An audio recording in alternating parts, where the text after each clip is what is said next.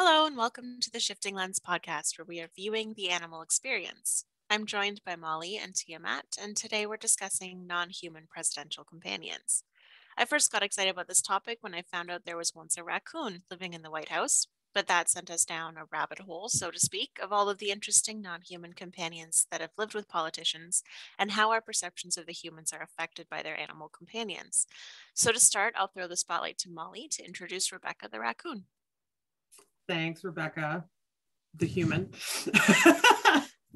I know, like it's just so darn interesting when I think it was around Thanksgiving this popped up. So we're only getting to touch on this like 6 months after it came up. But I was like, oh yeah, wasn't there like a raccoon in the White House? So no, I find this stuff fascinating because, we think about, in the news, we hear about the president's dogs or they're looking for a cat or things like that.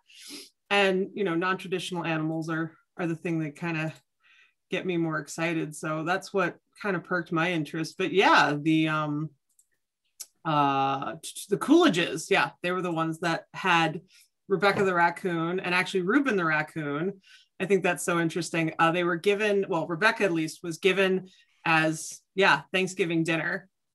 So another cultural piece that we don't think about is the consumption of raccoon historically. But I think it's pretty awesome that they were like, no, we're going to keep it. And it's going to be a pet and it's going to be trouble, which raccoons are, which is fascinating. I think also interesting at the time, rabies wasn't a big concern. So that's another reason I think it was relatively okay for them to keep it. We were talking about before we hit the record button about why are there less exotic, in inverted commas, animals in the White House in this case. And do you think that zoonotic diseases might have something to do with that this like awareness of that might play a role? It's interesting. I think it's going to be pure speculation until one of us or one of our awesome listeners digs around in the law and what changed culturally. Because just in going through presidential pets, White House animals, as it were, it looks like more exotic critters were the norm up through FDR. Well, not even FDR, because he just had a lot of dogs. But I'll say Herbert Hoover, because Herbert Hoover was the last, it looks like, to have truly exotic animals with 2 alligators. So pre-Herbert Hoover, this was not that uncommon, but something changed after him where this was not so normal. So was it the people coming through the White House? Was it the unwillingness to basically run a zoo or a menagerie out of the White House? Was it zoonotic disease? It's super interesting. We were chatting a little bit before about, was there a line? Because we've got, like I said, the pair of alligators that President Hoover's technically his son had, but Calvin Coolidge had a bobcat. Like, who else do we have in here? A lot of livestock, tremendous amount of livestock. Taft had a cow at the White House, but then, everyone remembers Teddy Roosevelt and all of his animals. Supposedly he had bears, he had all sorts of snakes and parrots and a zebra and cats and a hyena and a lion and all sorts of things. And historically people have made a spectacle out of that, but I think it's interesting that, we had a president with all of those critters. I wonder what role horses play in this, because if we think of horses as the symbol of freedom, especially in the States, especially as the Mustangs we spoke about in a previous podcast, these symbols of the Wild West and the true America, whatever that means, and those sort of romanticized, versions of it, and having the horses be that symbol.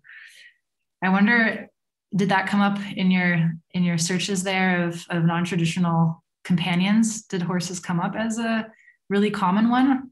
It did. Carriage horses, especially going back into the 1800s, were extremely common. Grant had race horses, carriage horses, tons of horses. Hayes had horses. They come up so much, but it stops right around John F. Kennedy. So the Kennedys had horses, and then post the Kennedys, horses weren't common. So, certainly we didn't use horses at that point, but it does seem like primarily horses were at the White House when it was normal use of horses, and then that significantly dropped off until a little peak with the Kennedys having horses, and then that dropped off. So yeah, I think functionality might go into a little bit, or just at least cultural norms, I think, are a big piece of this as well, is what is exotic, what is normal and functional, and then just the pet. And then that huge increase in dogs, a little bit of cats, a little bit of birds, canaries, a couple parrots here and there, but it really diminishes down, like not even really. I don't think there's been a White House gecko. I don't think, or a bearded dragon. Snakes significantly dropped off as well. So it really shifted to that cat dog dichotomy in especially the 40s, 50s, 60s, that sort of thing. Mm-hmm. Yeah, it's so interesting. I can't get enough of looking at these lists. I wonder if that comes along with that American dream, like the white picket fence, the dog and the cat, the housewife and the 2 kids, and I don't know. I wonder. No, I think you're right. I think you're absolutely right that I think that American dream representation is a big piece of this. And now that you mention it, thinking back, a lot of our presidents that were much more, let's go see the West, let's go see, all of that, let's go be explorers, as well as presidents probably played a little bit more into the freedom to have less traditional animals. But going into that American dream, I also think, part of what interested us in having this conversation was the news about Biden's dog Major and him getting into trouble. And again, like what is allowed at the White House. And it's so fascinating because one of the things that's come up obviously is that Biden has, at least in some way, shape, or form, made mouth contact, so many different versions of that story, with some Secret Service. And it didn't take long to do a little bit of research and find out that in fact, he's not the first Major, the dog, to bite someone at the White House. That FDR's German Shepherd, also named Major, also got into a little bit of trouble. It seems that he bit 3 different people at the White House, and included tearing the pants off of a British prime minister. So as one does. Yes, as one does. I mean, I think that sounds appropriate, maybe. I don't know. I never met the prime minister. Very patriotic. Yes. So, and I mean, eventually that behavior was not permissible, and he was sent back to the family residence in Hyde Park. But I think there's something to be said for that too, is that if we could have hyenas at the White House and that was somehow okay, and now we have dogs that are getting themselves in trouble, and eventually that gets you dismissed from your service at the White House. Like, I think that's interesting where those cultural norms land. Tima, what have you sort of learned about with cultural norms and illustrious presidential pets? Well, I think the whole thing with Biden is quite interesting as well, in terms of what we expect those dogs to perform and how we expect them to display themselves. Because as folks like, Coulter and so on state, like all animals are workers, like whether human or other animals, we're all working. And especially when you're looking at dogs living in the White House and they're presidential, and how are we expecting them to display themselves? And I think there's that role of having the spotlight on them, and how do we want their demeanors to be? How much effort do they need to perform and to perform emotional labor? And I think in this case, it's doubled or tripled or quadrupled even by the fact that Major is a German Shepherd, because there is that extra spotlight put on him with that image that German Shepherds have. So whether we want to call that breedism or not, but there is that emphasis on his behavior.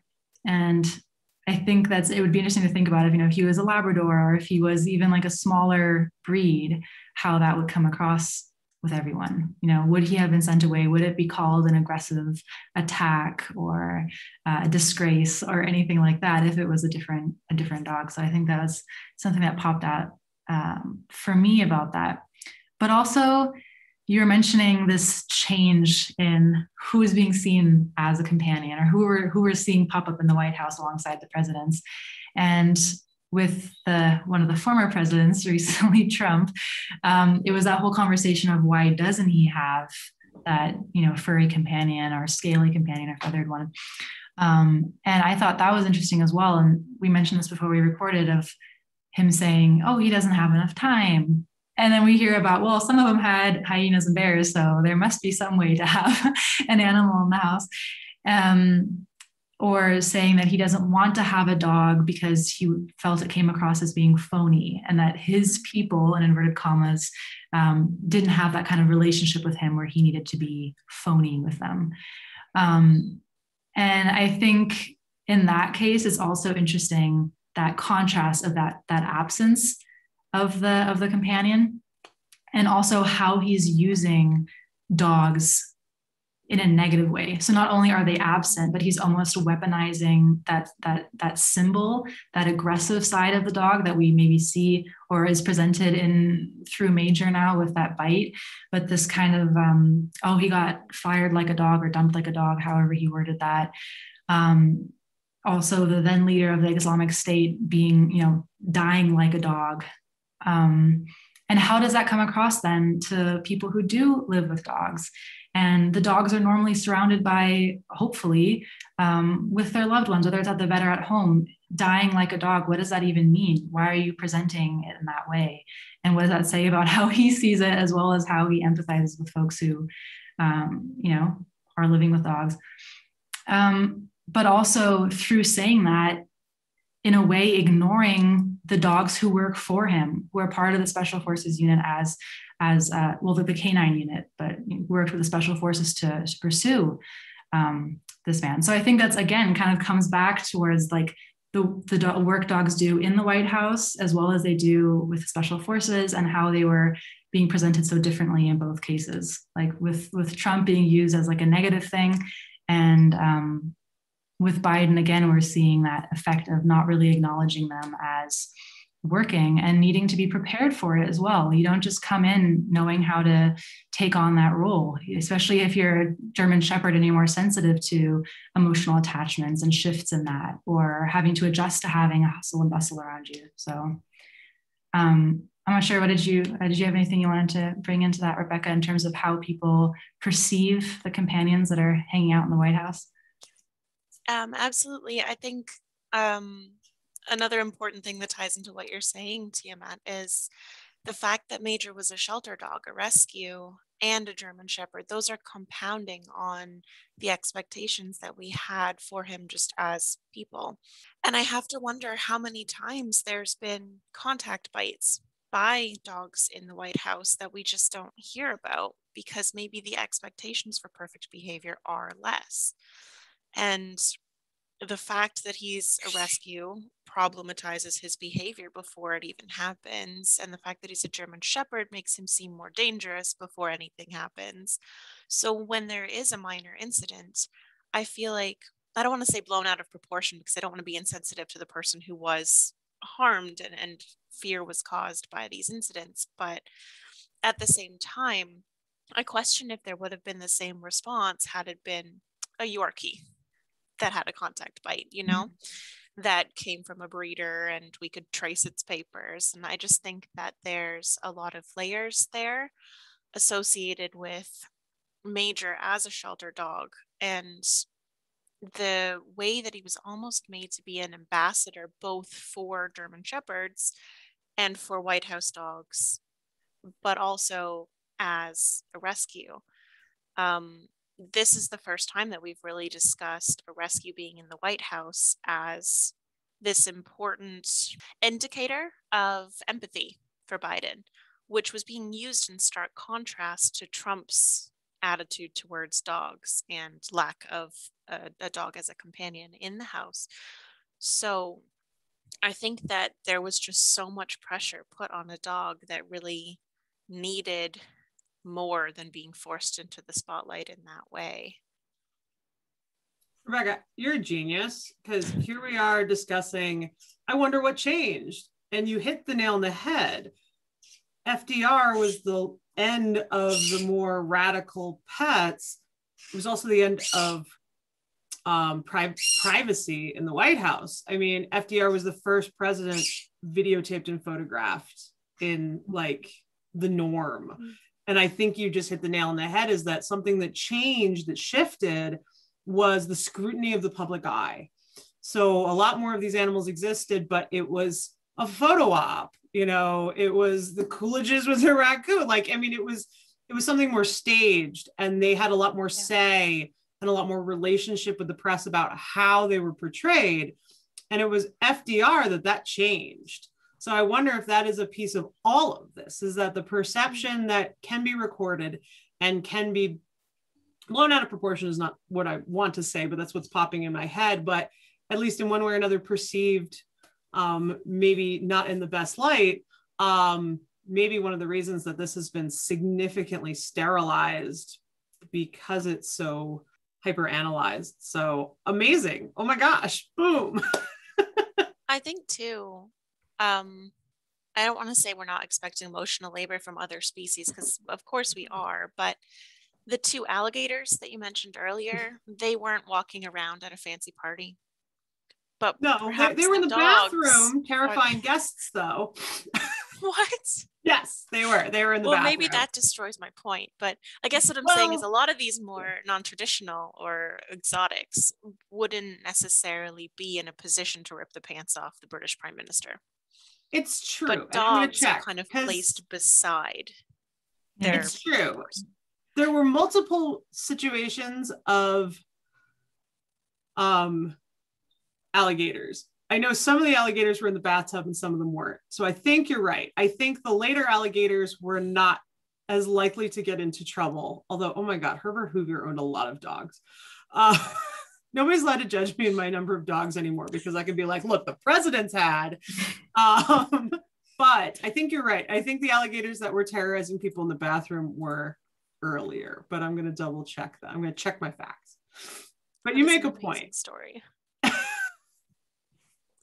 But yeah, you mentioned hyenas, and I think that's another example, like probably not expected to stand beside the president while he spoke to a crowd, whereas a dog might be.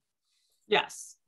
Well, no, I was going to say it's all linked back to that over romanticization of dogs in general, of this voluntary need to just be wonderful all the time and be our best friends and behave and be obedient. And then when they step just a tiny bit over that line, or they let their mask crack the tiniest bit, even if under those circumstances, a human might be stressed, and we would understand that they would be stressed in that situation. If a dog does it, I feel like there's so much more pressure behind that. Whereas like with a hyena, it's like, oh, well, it's a hyena. You wouldn't expect a hyena to just be well behaved. So with the dog, there's that extra oomph behind it.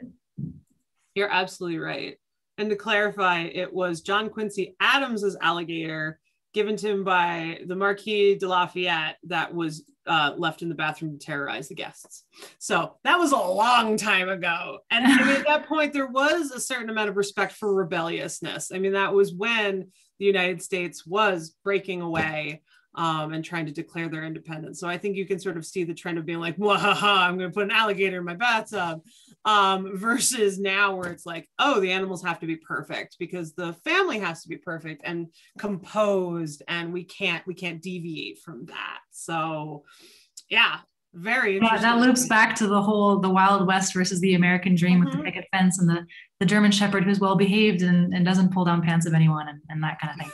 So I think there is sort of that pattern there. And as Molly said, hopefully one of the listeners will know more about this than we do and can share some more info about that. But it seems like there must be something to that pattern. Yeah, no, it's so interesting. I do wonder what the future holds for animals in the White House. I mean, there's that, like you guys are talking about, that effort of having a shelter animal, being more inclusive, supporting more of these, non-perfect, non-pedigreed dogs and cats. And then on the same token, right now, the big cats bill is what's trying to get passed. So there's that effort of not necessarily having at least large exotic cats as pets. So I wonder what the shift is going to look like. Is it going to continue to be dogs and cats, or is there going to be a trend of no animals? Like what? I wonder where that's going to go. Well, and I wondered, this is a crazy one, but I'm just going to throw it out there and go for it. But I wonder if at some point, it might be far in the future, if there would be robot companion. So like if we go to like AI, and if we did, how would we feel about that? Like, would that be more of a something that people think, oh, this is like cold, like there isn't that personal touch? Or would we see it as, oh, we're moving forward? I don't know. What do you guys think about that? It's interesting because it could be seen as progression, like leading technological progression. But I do think that it might be something that develops as an expectation alongside still having a non-human companion. Because I do think that a lot of people judge empathy and other positive characteristics based on whether or not someone has, dogs especially, and how they interact with that dog. Like Tiamat found the other day, it was really interesting, a video of the Irish president with his dog and trying to give a talk while this dog like chewed on his hand trying to get attention. And it was so sweet, and the comment section was filled with people saying, look how amazing he is, he has such a good relationship with his dog, he's such a wonderful leader. And it really got me thinking about how we ascribe qualities to people based on the way they interact with non-human animals. So while I think we might still see technological advancement, I don't necessarily see a time when we lose that desire to see a nice, well-behaved dog beside a political leader. Yeah. Like we as a society. I think it would definitely split the crowd. I think for folks like us, I would see it as that. I would see that lack of emotional attachment, which is what we treasure so much in those things, where we saw Mr. Higgins, like the Irish president with his dog. And when I rewatched that clip today before this podcast, I was like, what is it about this that I'm, besides being a dog person, besides loving other animals, like, what is it really that made me go, oh, like he must be a really great president, and that sort of, reaction to it. And it wasn't just that the dog was as cute as all heck. It wasn't just that the guy was being nice that the president was being nice to him and they were having a nice communication, but there was also this level of trust and that this patience. So you saw the trust that he knew the dog wasn't just going to run off because there wasn't a collar, there wasn't a leash, there wasn't this strictness or this rigidness in their behavior. And it was this sort of patient, like, oh, I'll just pet you and keep you entertained with my hand and all of that while I talk at this in front of all these folks, and I won't be bothered by you being just a puppy and being who you are. And I think that was what was endearing. So if we didn't have that and it was just this, I don't know, robot dog with red eyes that blinked or something, it wouldn't have that impact. But I would see how some people might see it as being, oh, we're moving up. Look what we have now. We have these robotic dogs, and it would shine that light on them. Like Rebecca was saying, that public perception, shining the light on shelter dogs, shining the light on certain breeds over others, like with Barack Obama's dogs, that all of a sudden everyone's getting Portuguese water dogs, all these things, that it's really impacting more than just that, more than just the image. It's impacting like people's actions around it as well.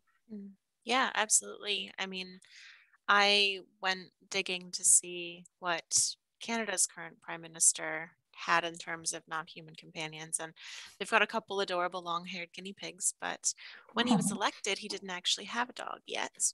And shortly after being elected, he visited the White House and met Obama's Portuguese water dogs, and that's the breed they decided to go with. And I thought that was quite interesting because it made me question what it was about the breed. Did he just really like the dogs and went, well, I don't know much about dogs, so I'm going to go with this breed? Or did he like the appearance of them? Did he feel like there was something to be gained by getting the same kind of dog as the president in terms of diplomacy and political relationships? Like, what was the motivation there? And so I just think that it's interesting to see how even among the leaders, these are very conscious choices. Mm-hmm. It's not just picking the dog that you get along with best in the shelter. And then I question Major too. Major is a German Shepherd, not a mutt, if you will, or a mix of several breeds or unidentified because there's so much mixing, but a gorgeous looks like purebred German Shepherd. So is there still a status association with that? Is there still a reason that of all of the possible rescues that could have been chosen, that was the one? So I really think that there's an aesthetic component too. There's an appearances component. And so often we see purebreds, even this huge shift to see a rescue in the White House being a big deal. It's still like a very prestigious looking dog. Or even, I mean, coming back to the Trump thing again, but even the absence of one. Oh, I don't need a dog to win over, in inverted commas, the people, or my people, as he worded it. That is, despite folks saying, and his team, that it would be great for him to get a dog for his image, him consciously declining and not wanting to have that image of a dog next to him. And I wonder why that is. Like, does it take the attention away from him? Does it make it seem like he's dependent on the dog's image to gain a greater following or to change opinions about him? He was getting a lot of negative feedback about not having a dog, right? Being the first one in however many 100 years or something, not have a companion. That's interesting too, I think, like the absence of one, like choosing that. It is super interesting about the absence, because I guess it's a gamble, and maybe it's a gamble well played, because certainly plenty of politicians have lost a significant amount of respect for being kind of, well, for lack of a better term, dumb around animals, whether it was how much trouble Nixon got in for, or no, it wasn't Nixon. Which I'm trying to remember which president tried to pick up a beagle by the ears. Oh, that was a thing. Yeah, I'm going to find that while we're talking. But also, I mean, when Romney was running for president, he transported a dog in a crate outside of his vehicle, on top of his vehicle. And that was also not received well. Right. So I think it's a calculated risk. If you do something perceived as inhumane to an animal and you are a political, especially a presidential figure, that's going to, that possibly could ruin it for you. So I think if you can't be trusted with it, then probably you shouldn't have it, which I think is also just sound advice in the first place. To me, that really came back to Clinton Sanders wrote a really great article about those different identities we have. And in that case, it had to do with guide dogs, but it rings true for all, like your social identity, your personal identity, and that social identity of that embarrassment when your dog companion misbehaves. And personally, this is just a personal opinion, but I would think with Trump that, having a dog not behave for him would send that message of, oh, I was not powerful in that situation. I was not in control. And what would that send to, again, in inverted commas, my people? That was something that really got to me when I was reading up, painfully reading up on a little bit of his situation and his opinion about dogs, and a few reports of how dogs reacted to him that maybe I'm pretty sure it was Ivanka Trump, but don't quote me on that, reporting that her dog did not react well to Trump. So maybe him knowing that, oh, I've had a bad experience with this before. How would this look in front of the people, my people? And that identity, like that, this would be how I'm coming into the situation. It would be embarrassing. It would be making me less powerful. Yeah. So here's the interesting overlap. So it was LBJ that got in trouble for picking up his beagle by the ears, but he was a president that exuded that power and that control. And so what's interesting is that the campaign, after he got in trouble, well, after he was photographed doing that, or it was just like, just this anger, how infuriated. But basically, so the dog's name was him, first of all, which, yeah, sure. Which is super interesting, just in that relationship. Care about the pronouns, I see.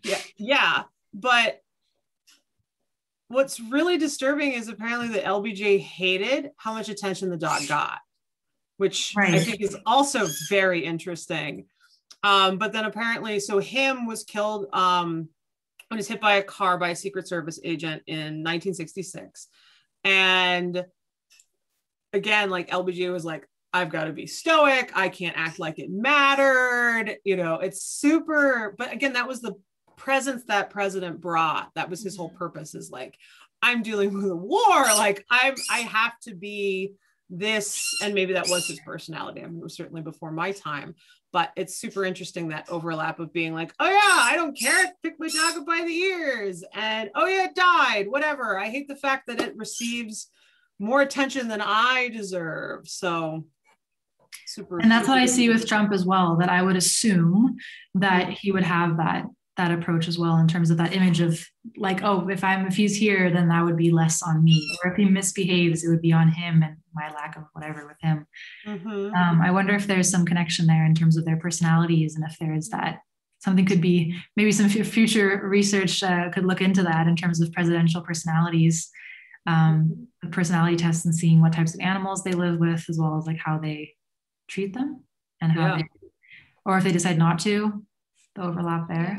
I do think you're right, though, that it was strategic of Trump not to bring a dog into the White House, because, like you said, it would affect, if he was unable to handle it well, it would affect the perception of him as cold and problematic, and his long list of isms that he was already being critiqued for. But with his own supporters, who appreciated and attached to all those things that others would find problematic, if he couldn't manage the dog right, that would affect his appearance as like a strong, powerful COVID survivor to those people. So I think he realized he kind of wouldn't win. There was nothing positive for him about bringing a dog into the space. And that makes me think back to, who was it, Molly, that you said had like an entire zoo? A couple of them. Wow. I mean, we know that Roosevelt had a zoo, and I mean, let's see, and Coolidge had they define it as literally, they say that he quite literally had a zoo at the White House. Apparently he had a pygmy hippo and a wallaby and some lion cubs. But it's one of the interesting things is that a few times Congress has said, no, you should not keep that at the White House. You need to send it to an actual zoo. So wonder what those animals there sometimes. What was that? I wonder what those animals are. Like, if you're going to allow the pygmy hippo and the wallaby and the lion cubs, like, what is the animal they didn't allow in that? So 2 Sumatran tigers were sent to a zoo. Those were not acceptable. Most of Teddy Roosevelt's bears were sent to zoos, as far as I could find. Most of his bears. Yes, technically the pygmy hippo did not live at the White House, but was quickly sent to the National Zoo. So part of me wonders if half the National Zoo has just been remnants of presidential pets. That seems like a thing here. So I would like to know where, but like you're saying, I'd like to know where the line is. Like, what is allowed on the White House, and what has to go to the National Zoo? Well, and how has that line shifted over time, right? Yes. Like, we're kind of looking at a very different situation. But I think the collections like that, and I mean, I feel similarly about roadside exotic animal collections. I feel like it's very much a human dominion and power thing. So I question if a lot of these acquisitions were as a result of trying to demonstrate that power, that stature. You know, I'm strong enough to lead because I have 6 bears. I have 6 bears, exactly. Yeah, it's true. And I always felt Roosevelt was fascinating in this is Teddy, not FDR. Teddy Roosevelt was always fascinating because he was a big game hunter, but on the same token, he also wanted to share his life with. I don't know to what degree he felt emotional attachment to these animals, but some he kept alive, some he hunted. And interestingly enough, fun fact, it was a dinner table conversation that led to the creation of the Bronx Zoo. He was literally sitting there having dinner with some people and was like, we should have a zoo in New York City. So it's just interesting how these institutions that are now part of conservation came out of these powerful presidential figures who actually felt animals were important in their lives, whether it was to hunt them or, to use them to show power or to just have. So yeah, I think it's super fascinating. I was just now trying to figure out if the zebra actually lived on the White House lawn or not. There's so much overlap with different critters. I mean, it's funny because, you know, we did this piece on non-traditional pets and you talked about snakes, Rebecca, and how, you know, that's odd to a lot of people. But I mean, a lot of people don't realize that, I mean, Roosevelt's daughter had a garter snake, of all things, named Emily Spinach. It was a garter snake. Okay. So, I mean, women owning snakes in powerful positions was a thing. So yeah, it's just interesting, this historical thing. I mean, there were roosters, a lot of parrots during the late 1800s. I love the names of some of these animals, like Benjamin Harrison's possums were named Mr. Reciprocity and Mr. Protection. There's nothing political about that. No, nothing at all. Another shift I found interesting was the fact that a lot of the earlier presidents we're talking about received these animals as gifts. Mm-hmm. But now that's not really a thing in the same way. Like they're bringing their own dogs in and recalling back to the diplomatic gift of to pandas from China to Canada. They didn't go live with Trudeau. They went to our zoo. So even though animals are still being used as diplomatic gifts, it's kind of contextually different now. And I wonder if that also comes with, like Molly, you were saying, the shift in public perception. Not to say that Trudeau would have just kept the pandas, but it makes me question if part of why that level of animal companionship in the White House has changed is largely because the care that these animals require really wasn't being administered properly. And nowadays, we would all know about it. As soon as an animal is mistreated in a position that's that public, we would all know about it. It would be all over the internet. There'd be words.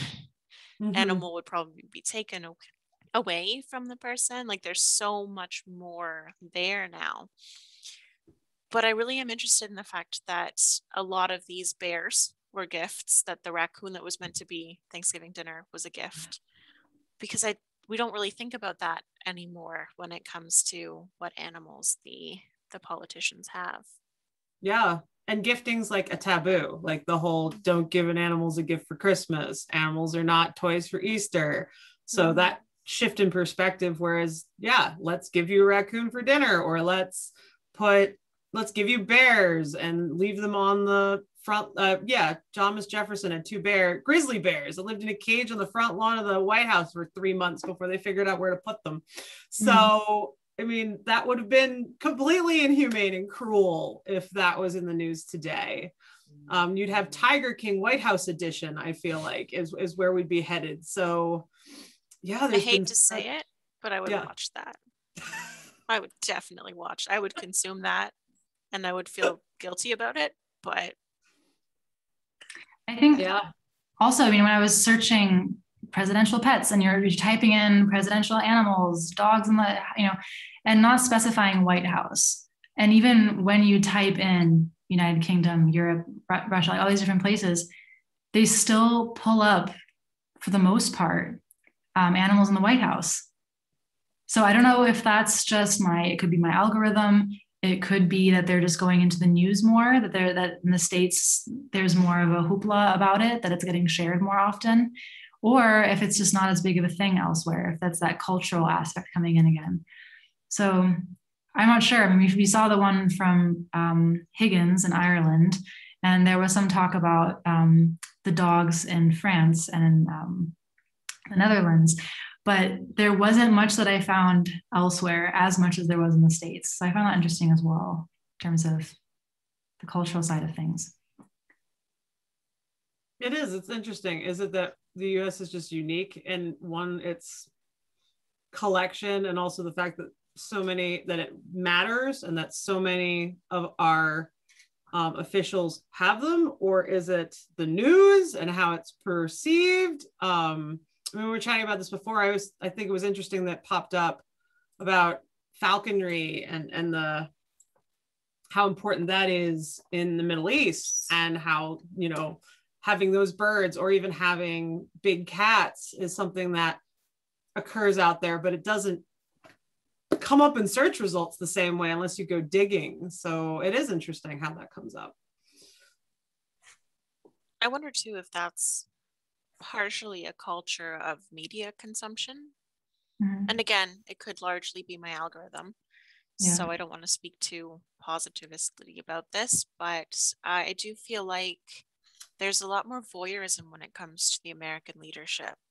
And I don't know, maybe I wasn't paying enough attention pre-Trump, but it feels like there's a lot of headlines and discourse about the American leadership that feels more akin to a debrief after a reality show airs than you really get from the energy of posts that are about, or articles that are about the UK leadership, for example.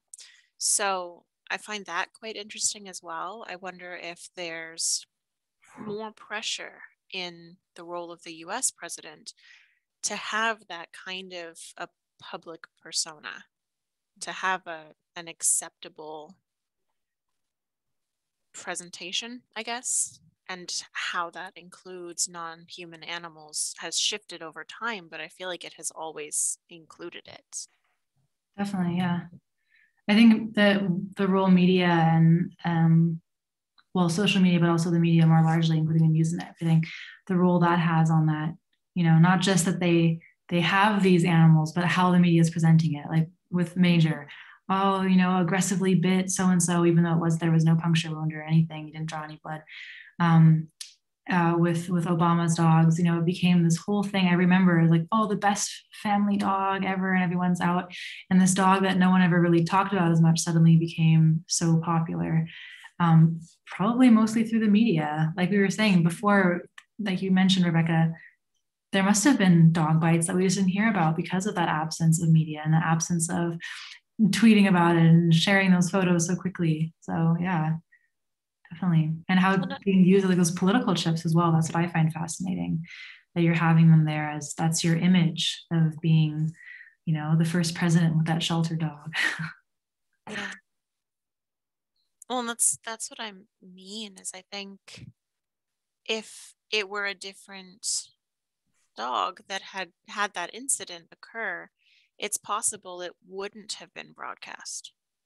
You know, it would have just not swept under the rug necessarily, but treated as less of an issue. I think politically also it's that contrast with Trump not having a dog and then someone coming in with the first shelter dog that I think might have, I wonder if that heightened it in any way. And also just politically where we're at right now, that we're like, oh, we have this, I guess we're just over romanticizing it because we're like, oh, this is such a step up from where we were. But I wonder if there is that sort of underlying factor of, oh, we have the president now who has a shelter dog and you know, that messaging, if that is in any way present. I would say that's absolutely a factor. I mean, Biden's not exactly radical progressive, but when compared to Trump, he's far less dangerous. And I think that adding the layer of, look, he's such a good person, he even rescues dogs, to that, kind of, like we were saying, it increased the expectations on Major too, to be that perfect, well-behaved presidential pet, despite whatever his background is, how his training and socialization has been since he was adopted, etc. We're not really seeing any of that. All we're seeing is this beautiful moment where our new empathy-filled president of the United States comes in with a shelter dog and then it bites someone. So I think that incident is also heavily contrasted with how much of a big deal this shelter dog was, how much it was blown up in media as this huge important thing, this indicator of how much better things were going to be now with this new president. It was like Major became a tool for Biden to really, really push how different he was from Trump. Yeah. And I thought that was quite interesting. And it is, again, that classic, the American dream, the family, the house, the German Shepherd, honestly, in my opinion, pops up as that dog that you would have in that house. German Shepherd or Labrador, but essentially those classic breeds and also what German Shepherds stand for as well. When you're especially following Trump, not wanting to like overwork that comparison, but I think there is that contrast there, that you have a dog like a German Shepherd come in, whereas if it was like a Yorkie or something, it would just be different. And in terms of how we're seeing them, it's almost like that, the working dog, right? The working people, the working dog. And at least with my research with emotional labor and dogs, it's definitely German Shepherds are, of those working breeds, in that case, guide dogs, definitely perform more emotional labor with those expectations placed on them. So I think there's definitely something to that. It's like a double-edged sword in a way. Yeah, so thank you for joining us. We're going to post a couple of links in the description for this, including that video we were discussing about the Irish president, even just so you can see how freaking adorable it is. And yeah, if you have any comments on this or you know anything further that's maybe a factor we haven't considered in how we perceive presidential pets, definitely comment. We'd love to explore this further. So signing off for myself, Tiamat and Molly, thank you for joining us.